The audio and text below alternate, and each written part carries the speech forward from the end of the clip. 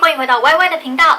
学习语言时，很多人都会使用影片，但是到底要不要看字幕呢？我现在就来回答你的问题。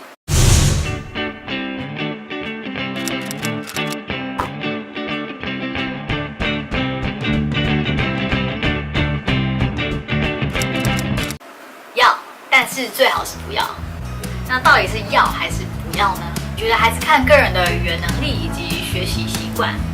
如果是零程度的人，建议还是先从中文字幕看起，要不然否则你可能会听不懂它内容在讲什么。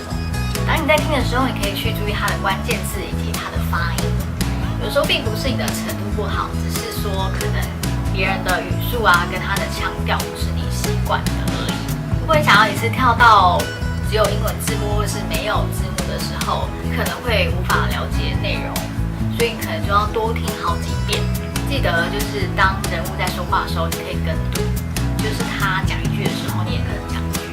但我相信应该是吧，就有看重复的内容，看2-3遍应该就会很腻了，所以我觉得还是按部就班会比较好。应该没有人是天生就会说好几种语言的，那些所谓的语言天才啊，也是经过刻意的练习以及融入情境之中，然后最后才慢慢理解那个单字的意思是什么。还有的语言本来就是同一个语系的嘛，所以当你一个语言的程度达到一定标准的时候，相对的你学同语系的另外一种语言的话，你会比较好融会贯通。如果你的程度只有国中小以下，那建议可以从一些生活化类型的影片看起。但是如果你在听的时候觉得有60%以上都听不懂的话，那你可能就要从卡通影片开始。毕竟卡通影片是给当地的儿童看的嘛，所以它相对的它的内容以及词汇就会比较简单。语言好像听久了，其实基本上就会懂它的意思。就像之前我在看日剧的时候，就是女主角一直说卡尼这2个字，然后我就久而久之我就记得日文的螃蟹就是卡尼。之后当你觉得你听力有进步的时候，或是你本来听力跟拼读就有一些基础人，那你就开始可以看双重字幕，就是你的母语以及正在学习的目标语言的字幕。如果你听得懂，但是你却不会拼读，或者是你本来单字量就很大，可是你不懂得怎么去运用它的时候，你就可以看全英文字幕。但是在你听的时候，你可能要去注意它的读音啊，还有它的拼法，以及它如何运用在句子里面，就是那个人把那个单字运用在整个句子里面。那到最后等你语言进步的时候，你就可以不用看字幕啦。到时候反而搞不好你还觉得看字幕很难就是它很占空间。不过还是建议，就是语言要学好的话，听跟说是非常重要的。毕竟当你在真正沟通的时候，其实你已经在建构你的文法还有句子的结构了嘛，对不对？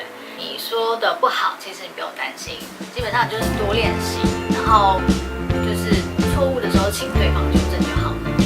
有一种另外的情况是，有的人他的读写非常的强，但是听力可能就稍微的偏弱。那这种情况你也非常适合的从零字幕开始，或是只有英文字幕开始。